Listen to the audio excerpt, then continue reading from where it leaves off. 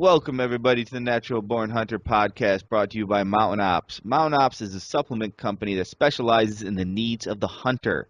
If you need a little more protein in your diet, boom, hit up the Magnum. 3 different sources of protein in there, so it absorbs in your body at different points in time, making it last longer so you can get stronger. You can also check out their Yeti pre-workout. Perfect for hitting max lifts, PRs, getting your head in the game, and getting after it. They also have Enduro for those of you who are a little more cardio based in your workouts, looking to charge hard for long hours at a time.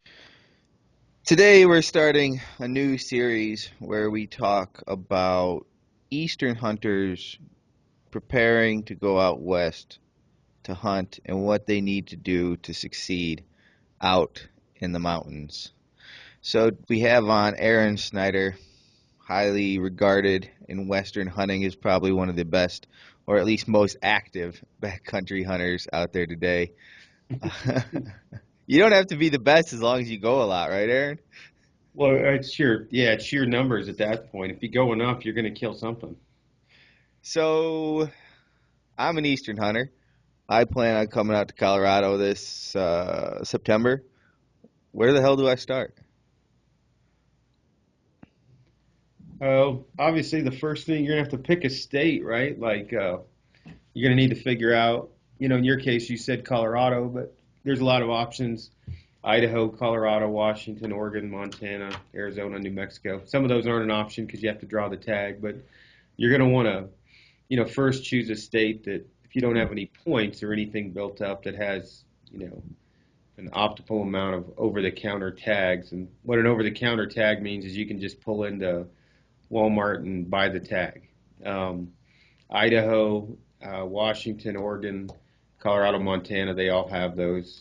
Same as Wyoming. Um, Idaho and Colorado are two very good states in a lot of ways. Idaho has some wolf problems, but ample amount of elk, ample amount of public land, and ample amount of over-the-counter tags. So once you choose which state, the big thing is going to be obviously what unit to go into. What wilderness area are you going to backpack hunt? Are you going to, day hunt, set up a wall tent, go in and out from there? What type of hunt you'll be doing. In my case, I really only backpack hunt, so I'm not really up on a bunch of different areas for car camping and actually being successful elk hunting. You can do it. I just don't know a lot of different areas like that. Mm. Once you get the unit picked out, you're obviously going to want to pick out the exact area. The units can be pretty big, or the exact wilderness in that unit, and then what portion of that wilderness. And that's where like the big chink in the chain happens is it's pretty daunting for, looking at a map on Google Earth, looking at Google Earth and knowing there's going to be elk there when you're, a couple thousand miles away. So, top 3 states to go to for elk. Um, for elk, I'm Colorado, Wyoming, and Idaho. I'm sure. I mean, Montana's got giant elk, but there's a lot of public and private both in Montana. But I'd say Wyoming, Colorado, and Idaho. So, pick the state. Now you got to pick what kind of hunting you're going to do, right? Yep, if you're going to car camp or backpack hunt, if you're going to hunt early in the season where they don't call as much, where you're going to be doing a little more probably spot and stock, or hunt a little bit later in the season where they're going to be calling quite a bit more. You also have to take into consideration the amount of pressure. Some areas get a lot more pressure than others. Some areas have more elk numbers than others. Some areas, without having any preference points, you may not, I won't say you wouldn't see an elk, but it can be difficult if you're taking a blind shot in the dark and have no idea where you're going or what you're doing. It can be all consuming, and you may because of lack of experience just not get into that many elk. It's pretty hard not to get into elk if you are in good enough shape because there's just that many elk in some of these states. All right, so let's go by like numbers success rate. If I'm gonna go, right, and I've picked Colorado. What do you think people have more success at? Doing like a backpack style hunt or like car or base camp style hunt? Where do you think they have better odds? It really depends on their fitness level, because if their fitness level isn't, relatively decent, and they try to do a backpack hunt, it probably won't be overly successful because they're going to be pooped out by the time they get into their, chosen area. And it is always easier from the armchair to pick where you're going to go, and and then when actually getting there is completely different. The altitude is a big problem in Colorado for guys. In fact, I think when you did train to hunt, it crushed you because you came from New York to here with a 9,000-foot elevation gain.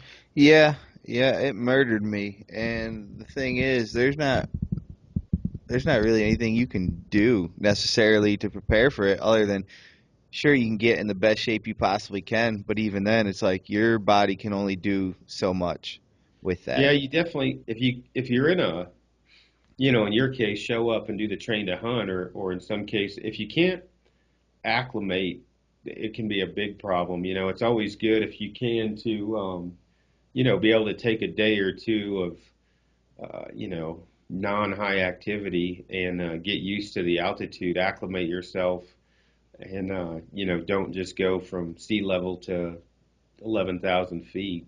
And some people are going to be more prone to altitude sickness or headaches in general when they get into the higher altitude than others.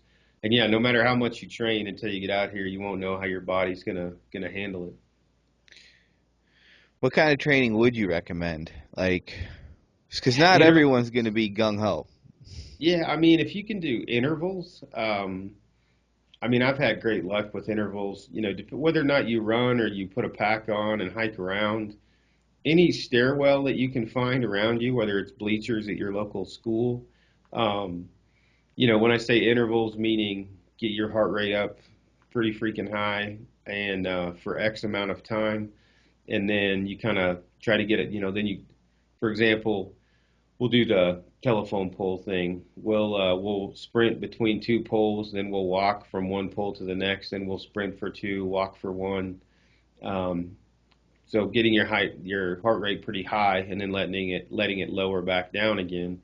Then there's just long distance running. I mean, just run 2, 3, 5, 7 miles a day, whatever you can. The one thing I'll say is running isn't quite enough from my experience to get you prepped, because once you get that 50-pound pack on, no matter how much you've ran, your hips are not going to be used to carrying that weight. Depending on the pack you're using, some it'll all be on your shoulders, but either way, your body is not trained to carry that weight from the backpack. So you definitely want to, no matter what training you do, you want to implement. I'm gonna have to shut that phone off. No matter what training you do, you want to implement. Yeah, that's good. I've heard interruptions always increase the podcast. Yeah, phone is unplugged. So if you're doing a lot of long distance running or intervals, you want to make sure and throw a 50-pound pack on your back at least once or twice a week to get your body accustomed to carrying that weight. So you were to say, right, a program. Say you had a buddy in the East and he's new to Western hunting, new to fitness. What would you start him off? Probably slow and steady at first. Let's say his training starts today. Um, and let's say he's, I don't know, 6'1" and 240 pounds. And I'm just going to go off of a lot of the phone calls I get. He played college sports and he knows what it's like to be in shape, but it's been a while since he's been there. And, you know, you're probably, um, you don't want to burn yourself out. So you're probably going to want to start off with something you can keep up with. If you dive right in and you push it maybe too hard, you might burn yourself out too quick. Maybe not. But I would say the first thing to do is test your physical level, see where you're at. So head out to the local, bleachers at your school. And, depending upon how many, how, how much stairwells, how many hills you have around you or whatever, pick the nastiest hill you've got, see, however much the altitude gain is, and say, okay, today I'm going to go up and down this thing 6 times with no pack on. And if you crush that, it doesn't bother you at all, then okay, I got a decent level of fitness, and then start kind of bracket it from there. Say if up and down this thing 6 times wasn't a problem, one, increase your reps more or less. Say, okay, I'm going to do at a minimum of 10 no matter what I do when I get out here. But if you're not a runner, throw on the next time, throw on 35 pounds. Go up and down 6 times. If you feel good, go up to 10 times.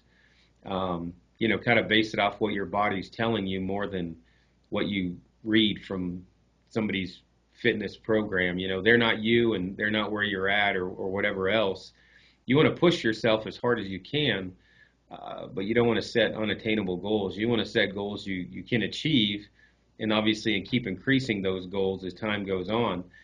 By the time it's said and done, if you're starting now, you want to hit your peak performance, obviously, end of August. I mean, mid-August, right when you're getting ready to go. You want to be at that highest performance level. And so you want to keep a log of where you started, how much you've increased, or how much you can increase. And obviously that log isn't just to write down what you've done, it's also to write down how much better you have gotten. And, the hill climb or the bleacher climb is just one thing. Also running. Run a mile for your first time and time it. If you ran a 10-minute mile, which is not a great time, then try to run a mile 3 times a week, let's say, and do, if you can get to a 7-minute mile, you're doing pretty good. And kind of base it off of that.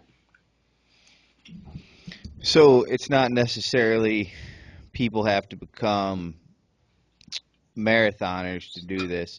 It's about those intervals, like you say, small distance, higher intensity, start getting your hips used to some weight, maybe set a standard workout like a mile run or, fast pace hike with your pack. And then, keep retesting it as your training's going to see what your improvements are.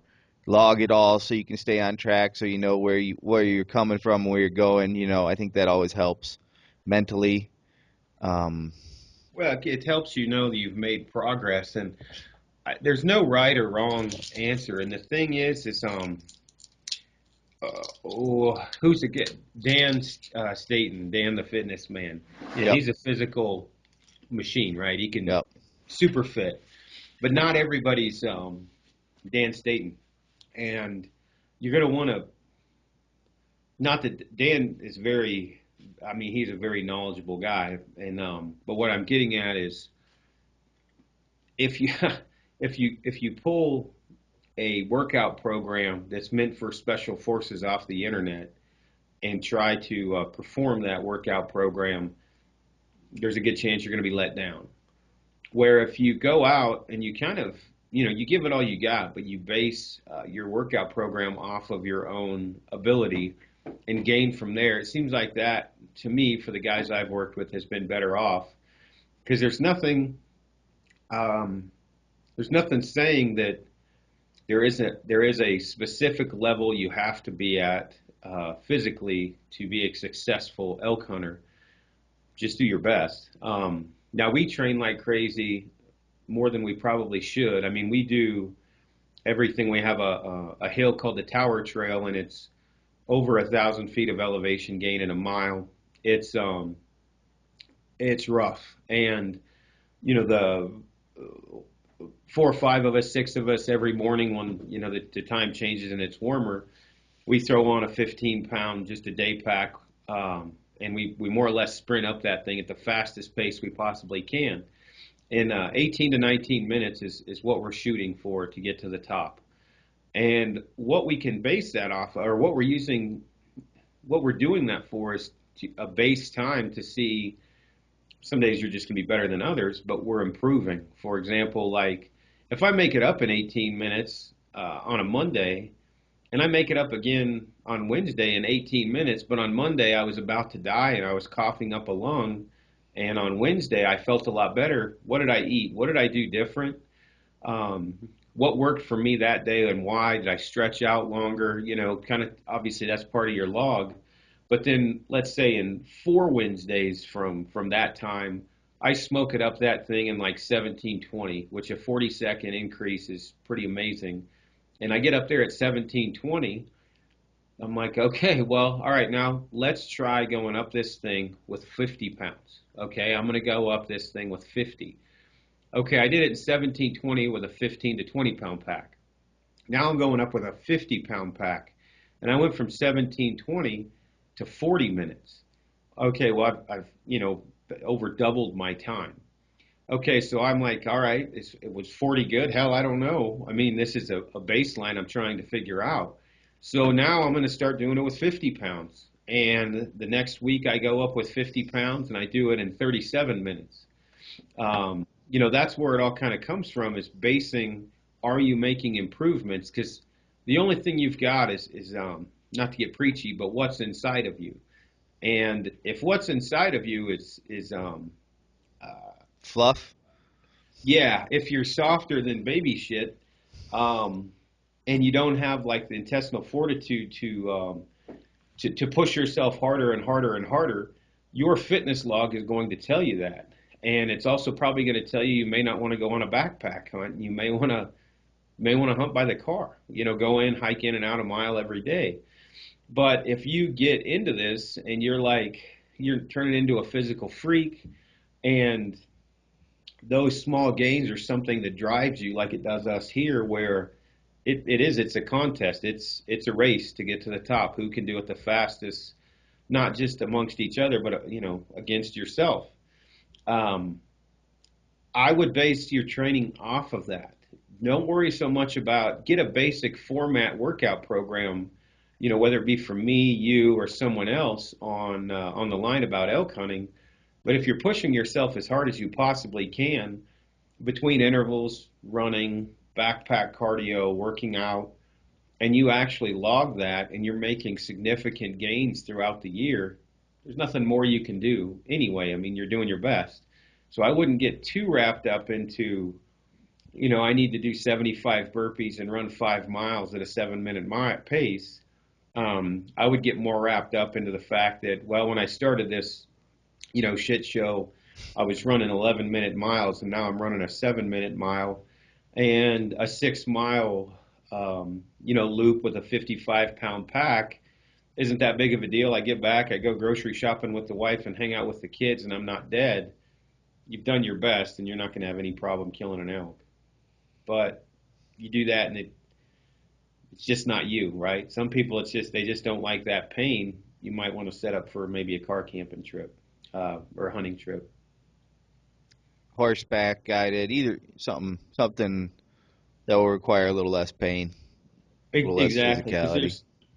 with backpack hunting, especially on a true holy shit balls deep backpack hunt, there is a lot of pain involved, and some people enjoy that and thrive, and the other people can talk themselves off the mountain. And the phone call, I get lots of phone calls helping guys out,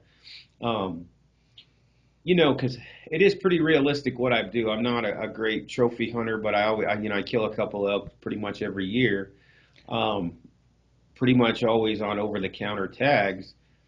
And so what I'm doing is a lot more, it's pretty realistic to what, a guy from back east heading out west is going to do. And sometimes getting an elk can be pretty easy for me depending upon where I'm at, if it's an area I know, whatever. But other times it may take a lot of physical exertion. So if you're planning on doing a backpack hunt, you need to know your animal, you need to know animal behavior, things like that. But the physical portion is going to play a pretty significant role in your trip, because you're going to have to be able to walk with your feet and gear on your back to find those animals. What can a person expect to be carrying in their pack, weight-wise, for a backpacking hunt? For a 7-day hunt, 50 pounds is realistic. You can go a lot lighter than that, and I'm sure if people are watching this, like, oh, I did it with 32. There's nothing saying that it has to be 50, it has to be 30 or anything else, but you can pretty much figure between food, gear, things like that, you're going to be between 45 and 50 pounds on a 7-day trip. Now, what do you think, say, the hunt's in September? Where would that point of no return you should be starting to get in shape by, X date be? Oh, now, I mean, right at the time change, March at the latest.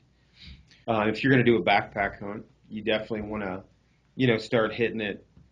I would say in March, or at least, you know, starting to get into somewhat of a decent physical shape in March. So, say the guy, person B, they're getting in shape, they're getting ready for this hunt, they got to start accumulating gear.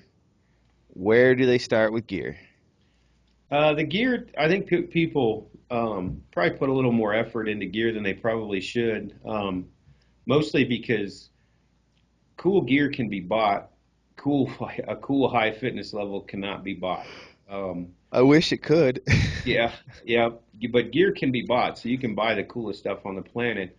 But if you're on a budget, you don't have to have, the best gear. The big things, you want to have decent clothing, you want to have good boots, you want to have a good pack. Those are the things you're going to have on you all the time. So you want to try and get, spend your most money on boots, your pack, and you don't have to go too crazy on clothing. You can buy used clothing. You can buy, a set of Piranha Zion pants are 69 bucks. That's what I'm wearing right now, and those pants are nylon. Nylon is a superior fabric to like polyester, and they're $69. So you don't have to spend 169 bucks or whatever it is for the latest greatest camo pants. Get neutral color olive clothing backpacking pants, and they'll be just fine. So you're saying don't Um, even worry about camo, put the money in the boots, the bag, and yeah, hey, just some nice, like, I have a pair of Rabs I got off Sierra Trading Post. They're gray. I got a black pair, they're like 50 bucks marked down. So something like that, good to go. yeah. Same. I mean, get a camo long sleeve T-shirt. That's the biggest one you got to worry about, just in case. You know what I mean? Close encounters, obviously. Make sure your face is camoed and your hands. Those are two big things that people overlook with, camo paint or whatever. But the gear, you're not going to be. I mean, obviously, I work for Kifaru and our packs are expensive. So if you are going to have a $2,000 budget for gear and you're starting brand new, or if you're starting brand new, I would say a $2,000 budget on gear is going to get you everything and more that you could ever want.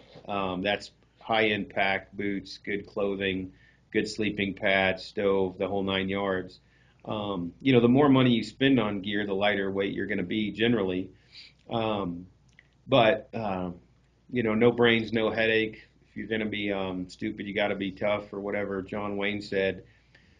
I mean, the tougher you are, the less, the more weight you can carry. So if you're a tough individual, you can probably skimp on gear. If you're kind of a wiener and you're really worried about packing that weight, you're probably going to spend some more money on gear than somebody else might. So, is there any places you'd recommend checking out for gear if, say, someone's on a budget? Yeah, I mean, Sierra Trading Post, you can find super good deals on clothing, boots, things like that. I don't pay attention to Camo Fire too much, but I think there's some pretty good deals on there.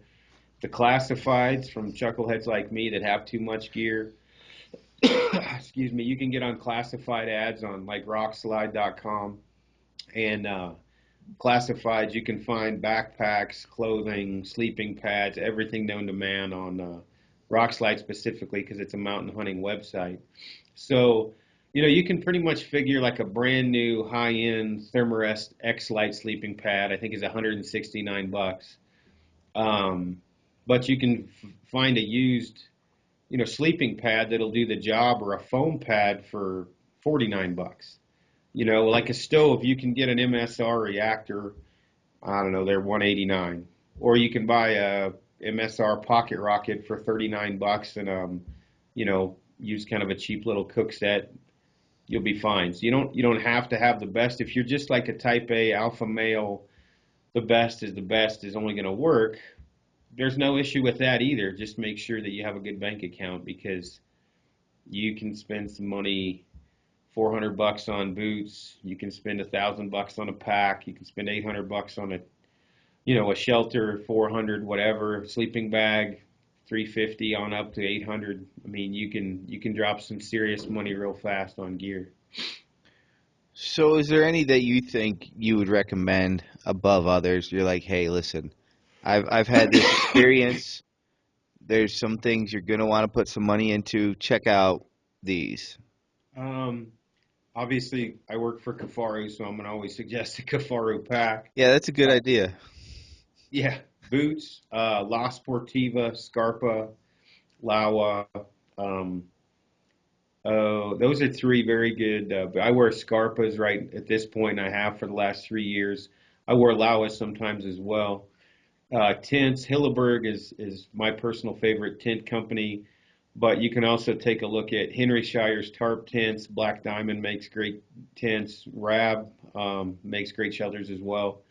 So, you've got lots of options. When it comes to clothing, I mean, there's so many different clothing companies out right now that make good clothing from, First Light, Sitka, Cryptic, Kuiu, all make great clothing. I just, you're not going to need that much clothing on a backpack hunt because you got to carry that crap anyway. So you don't need to go too nutty on clothing.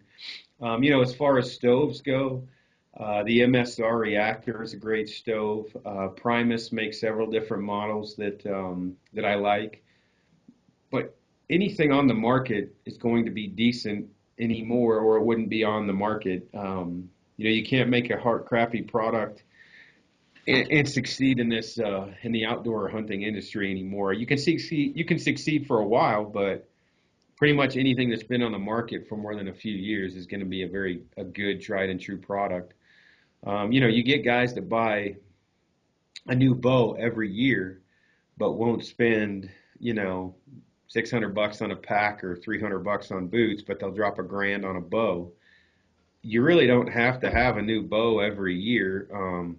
Technology has probably only increased in the last 15 years 10% on archery equipment anyway. Um, so don't buy a new bow this year and spend that money on backpacking gear and just use the bow you've got. Would you recommend bringing two bows? I know some people say, hey, you should have a backup. So here's one of the inherent problems. I don't bring two bows and I have a pile. Of course, I live in the mountains and I can drive back home if I'm hunting in Colorado. I don't ever bring two bows uh, anywhere. Even when I was in the territories, I just had one bow. But what I would say is, a string is probably not a bad idea. Have a backup stretched in string, just in case you nick it with a broadhead or something. But the reality of it is, if you have a backup bow, that backup bow has to stay in the truck. And if it gets hot, the chance of those limbs delaminating in a smoking hot vehicle are good. It's a little easier if you're shooting traditional to have a backup bow because it's just not very big. You can unstring it and keep it in the shade under your seat or whatever. But you get a compound in a SKB bow case and in the back of your truck or in the front, and the sun's beating down on it, you can delaminate your limbs. So it's kind of a problem. So to go back to gear, clothing, what to bring, how much. So for September, I'm going to blanket this whether it's September 1st or September 30th, even though it does get colder. Um, my general packing list for, let's say, for this year, for September, I have one extra pair of socks and one extra pair of underwear for, let's say, a 10-day hunt. Sometimes I don't even bring an extra set. I was gonna say, I'm surprised you wear underwear. I know, right? I don't want to get monkey butt. And then the only pants I bring are the pants that I have on. I generally have like a synthetic sleeveless t-shirt because I just always wear one. I have a long sleeve thin merino shirt, like a 170 weight, long sleeve merino camouflage t-shirt. It was a First Light. Um, I have an ultra lightweight rain jacket, and I have an insulated jacket. This year I wore the Kifaru parka, First Light. Everybody makes good insulated or puffy jackets. That's it. That's pretty much all I bring. What is your packing list for a trip? What's my what? Packing list. Oh, yeah, I don't, dude, for me to try to list that off would Too be much? very difficult. Yeah, I mean, I did it once with Brian, and I had everything with me, but for a headlamp, I use a zebra headlamp. For my primary, for my secondary, it's a Oh, you don't have Petzl. to list actual what it is. Just like Well, headlamp, oh, I see what you're saying. stove, you know.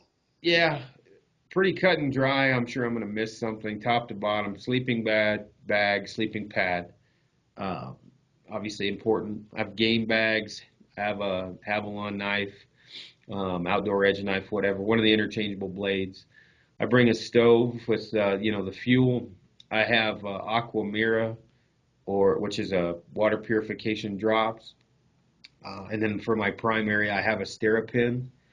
Um, Really, after your sleep system, your clothing, and water purification headlamp stuff, that's about all you need. When guys start looking at, bringing, deodorant or bringing soap, bringing, um, man, I got to think some of the things I've seen guys bringing 2 or 3 sets of pants, a change of pants each day, things like that. Those are all unneeded. You're not out there to win a beauty contest or a, a good smelling contest. You're not going to be scent free no matter what you do. So staying light but staying comfortable and obviously surviving are going to be your key factors to follow. So if it's something that's not keeping you alive or in semi comfort, I wouldn't bring it. Meaning, uh, again, the pants, soft shell jackets. I'm not a big fan of soft shell jackets. Things like that. A lot of that stuff you can leave behind. Giant med kits. You don't need a huge medical kit. You just need stuff for a major injury, specifically cutting yourself. You need to make sure you can stop the bleeding. After that, some of the med kits I've seen are unneeded, like giant sets of scissors. You probably don't need a big set of scissors. You got a knife, you probably don't need scissors. Yeah, I wouldn't bring scissors. You probably don't need a splint. You just need good field or woodsmanship or field craft. If your field craft is good, your packing list can go down. You're going to need a fire starter. I use trioxane, um, which you can about get in an army surplus store. It's just you don't put in more into it than needed. You need this stuff to survive and be relatively comfortable, but you don't need to pretend like you're still living, at the house while you're out there. You don't need lots of changes of clothing. Food wise, you want to be basically try to consume 2,500 calories a day. I used to be able to consume less, but I can't anymore. So if you're at 2,500 calories a day, you're going to probably be at about 25 ounces a day, 100 calories an ounce. So, And what would you recommend for food for these people?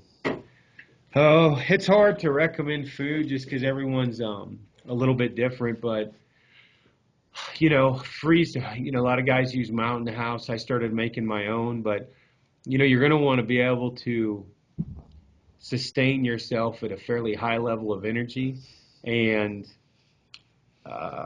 not have to force the food down your throat and not have to carry too much weight. So it's going to be a trial and error process from one person to another. I make my own breakfast cereal. I use protein powder for a milk, I supplement.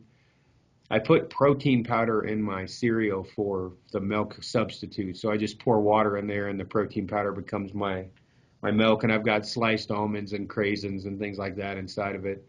There's going to be some trial and error on how much food you're going to need per each person to actually sustain a high level of energy. Basic woodsmanship. Anywhere you know if people can go to maybe expand their knowledge a little bit? Can I send them over to my podcast? Yeah, sure. I uh, don't care. well, with the Gritty Bowman, the podcast I do with Brian Cole, we go through a lot of that stuff from land navigation all the way down. But you can go to like your local REI.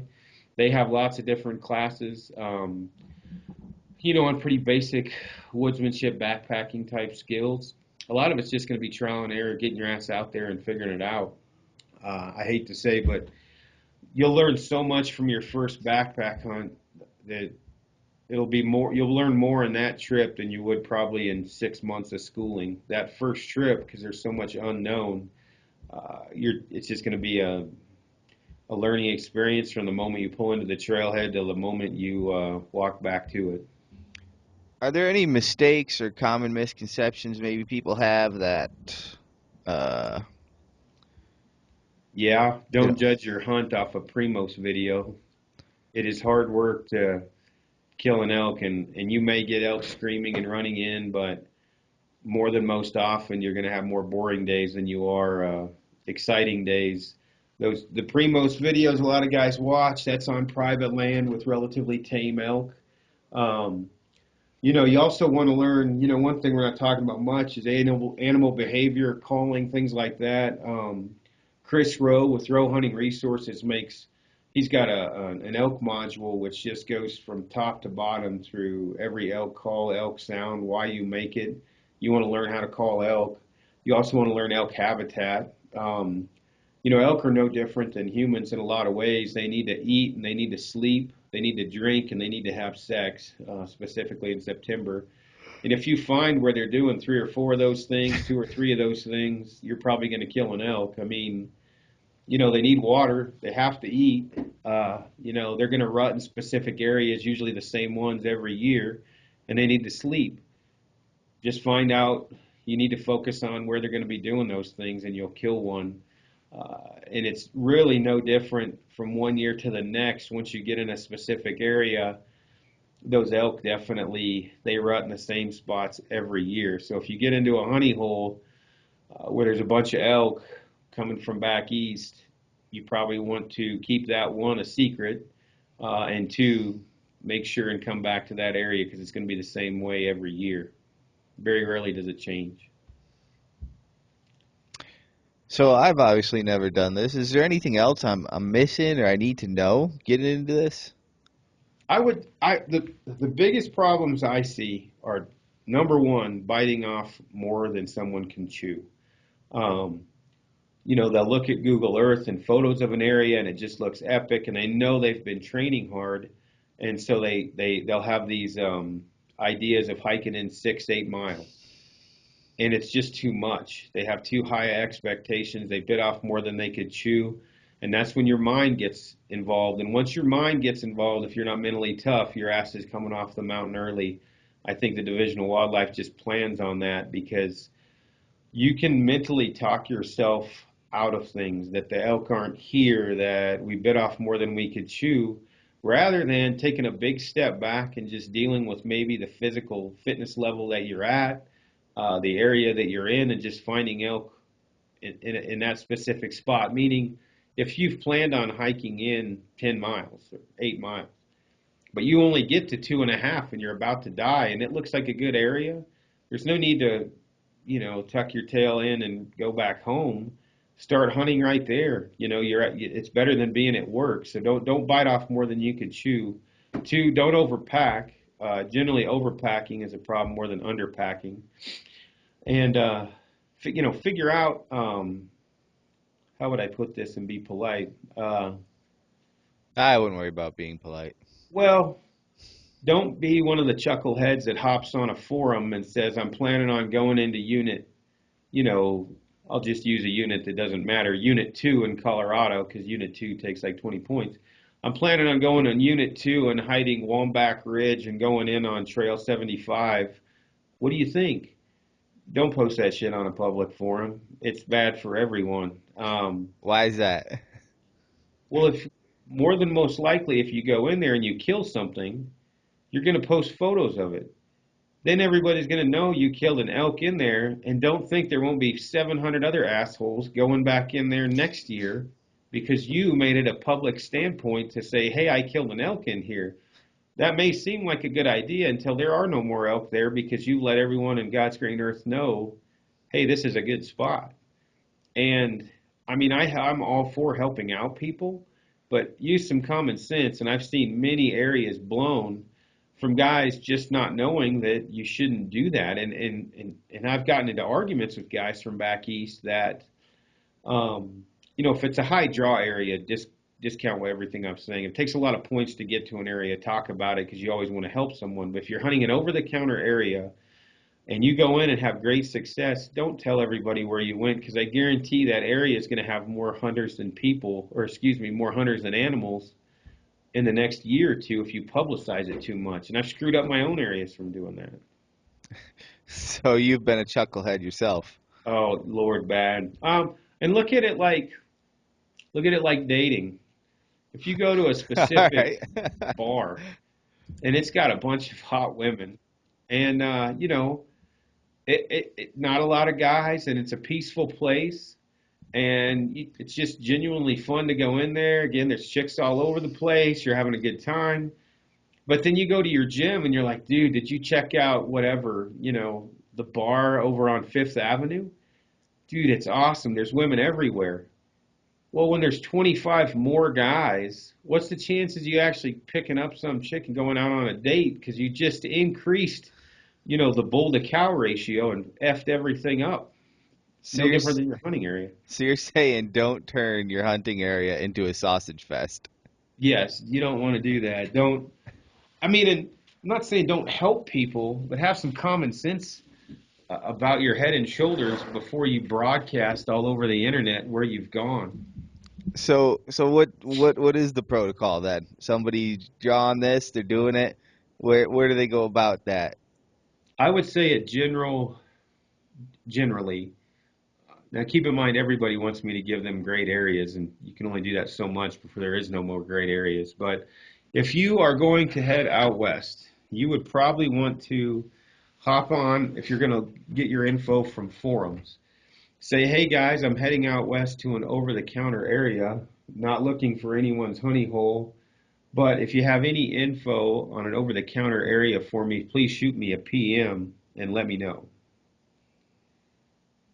There we go. And then if you become successful, what you supposed to do?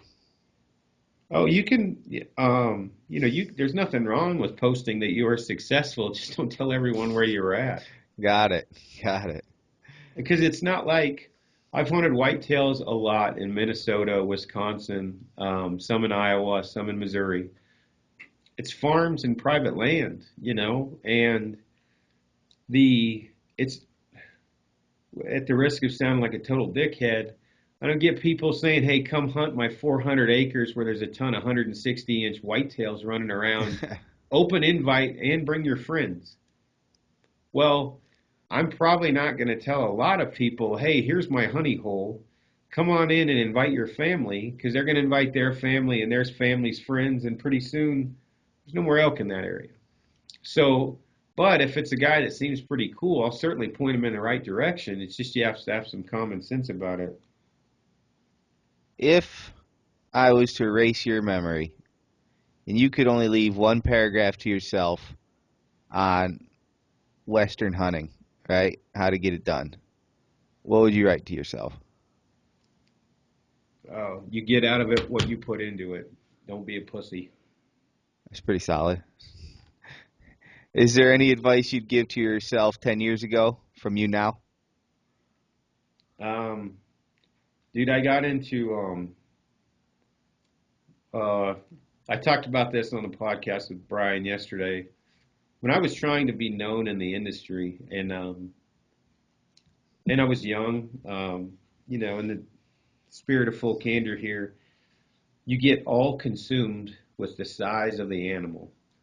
And it will push you to a point of you might try and break the law to shoot a big animal because you put so much pressure on yourself. And you forget, and this happens to a lot of people, you forget why you started hunting, right? Everyone starts hunting, well, not everyone, most people, because it's fun, right? It's what they love to do. And then it becomes a business or a chore, or you have to shoot this or that. And I came to a point, I'd shot a few big elk, or big for Colorado. I'd shot,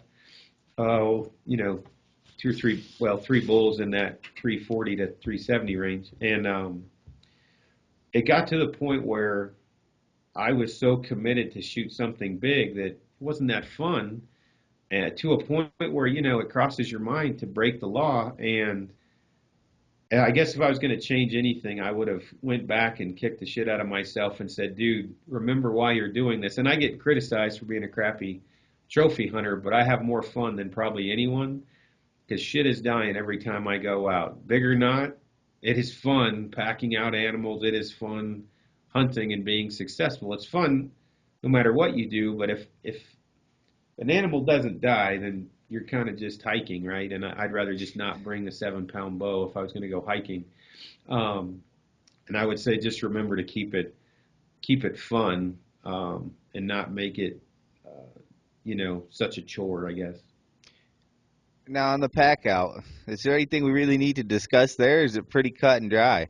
Pack it No, up, it's bag it not. up, and I would say make sure and go to the meat packing podcast or meat care podcast on Gritty Bowman just because I went through a whole hour on it. But the biggest thing you need to remember, you don't want to lose meat. You don't want to, um, but you also don't want to push yourself. So you want to make sure and know how to take care of the meat once it's off the animal. Assess how much weight you can pack out, whether it be half an elk deboned or a quarter of it, where you're not going to lose any meat. And then obviously learn how to debone an animal, how to break it down, whether it be from videos or talking to someone like me or whatever the case may be. But learn what you're doing because a lot of times it gets overlooked. You got an animal on the ground and it's like trying to change an engine out in a car. You might get it done, but you're going to have some serious problems if you haven't done some research ahead of time. when I post this, I'll post the links to all those too. That way people can just navigate their way through. Yeah, gotcha. No, that'd be cool. Well, I think that's pretty much. Is there anything else you think we need to throw out there to people? I would just say that you and Phil Mendoza, great info. Especially like Phil's deal with the championship bow hunting with the bow, right? What to Right. do, how to get it ready, things like that. The Gritty Bowman podcast, we got a ton of info on that. Rockslide.com, is a forum. It's got a ton of info about backpack hunting on there. And then, don't listen to everyone. Uh, a lot of people repeat shit that everyone else says and pretends like they're passing it off as their own. Make sure you're getting good info from guys that actually get out there and do it. And then have fun with it. You're not out there. It's not a contest. Try to get out there and have as much fun as you can. That sounds good. All right, ladies and gentlemen, until the next time, we'll catch you later. All right. Thanks for having me on. Thanks, man.